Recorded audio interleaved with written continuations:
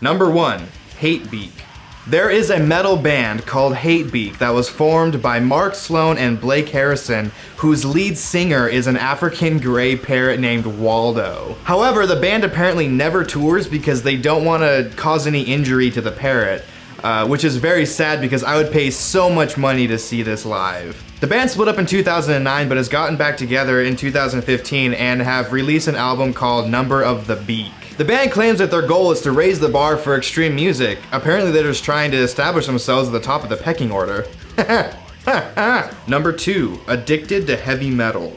There is a man named Roger Tolgren who received disability benefits in 2007 for his addiction to heavy metal. He claims to go to over 300 concerts per year, which leaves him unable to hold down a job. Tolgren stated that he has been trying for 10 years to get this classified as a handicap, spoken to 3 psychologists who finally said it was okay. Tolgren, however, stopped receiving the benefits in 2012 when he received a job as a janitor. He states that now he works 4 hours a day and spends the rest of his time with his band.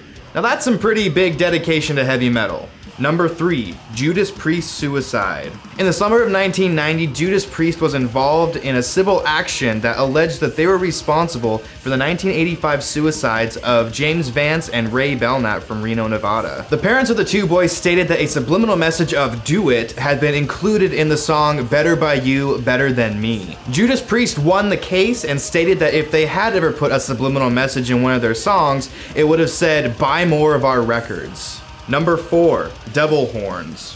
Ronnie James Dio really popularized the devil horns, although it was Gene Simmons who claims that he's the guy that invented it. However, its earliest known use originates in India and is said to expel demons and ward off negative thoughts. In Italy and some other Mediterranean cultures, this hand gesture is used to ward off bad luck.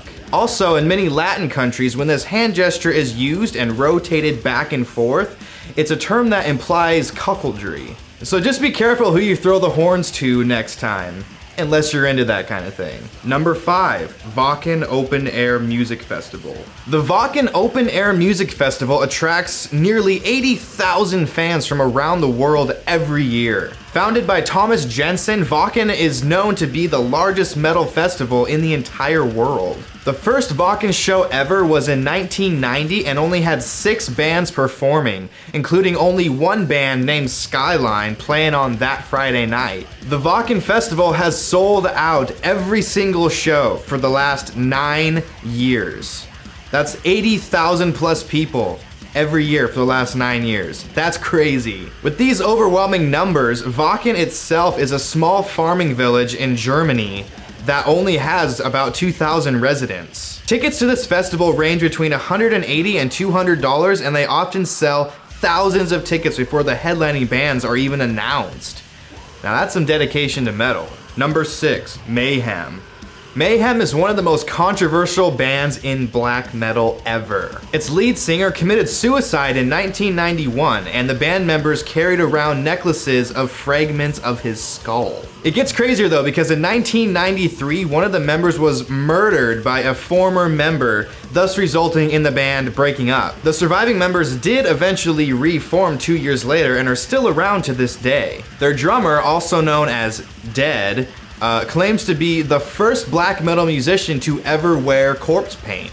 And he used to bury his clothes in the dirt and then dig them up right before a show just so he looked more authentic. On April 8th, 1991, Dead committed suicide, leaving a note that simply stated, "Sorry for all the blood, cheers." Instead of calling the cops, the band member known as Euronymous went to the store, bought a disposable camera, and photographed Dead's dead body. To top it all off, he also made necklaces from Dead's dead skull and gave it to musicians who he deemed as worthy. These guys really have a thing for necklaces. Number 7, Rock Bitch. There was a female rock band simply called Rock Bitch that would allegedly throw golden condoms into the crowd, and whoever got one, whether male or female, would be escorted backstage to have sex with the entire band. These girls were known for their very provocative and downright pornographic performances.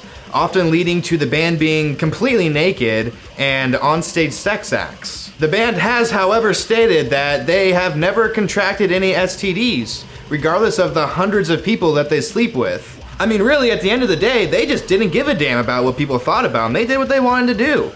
That's kind of what metal's all about, isn't it? Number 8, Creed.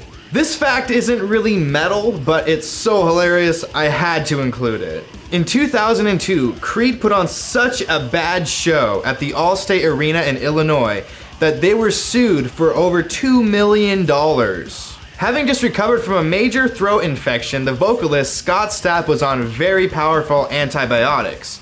To top this all off, he decided to drink a whole bottle of whiskey before the show. About 5 songs in, he literally decided to lay down on the stage and fall asleep.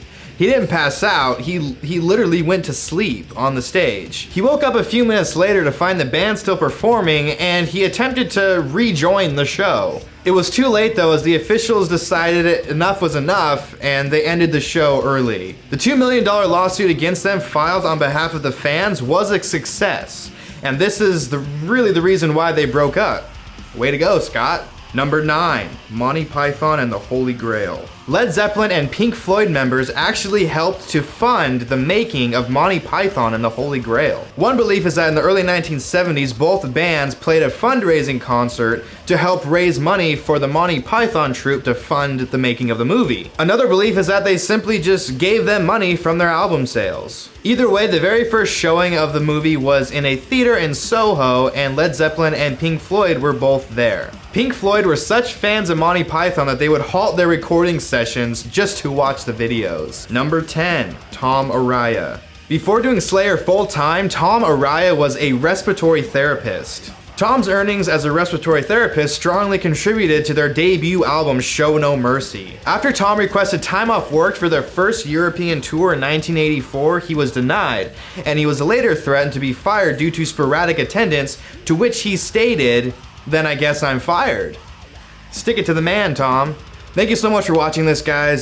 This is a new concept idea video for me. It's the first one I've ever done, so if you liked it, please hit that like button and subscribe to see more. If you know some facts in metal or hardcore music that you think are pretty cool or pretty unknown, go ahead and leave it in the comments section below, and I'll check it out and maybe I'll put it in the next video. Again, thanks for watching, and I'll see you later.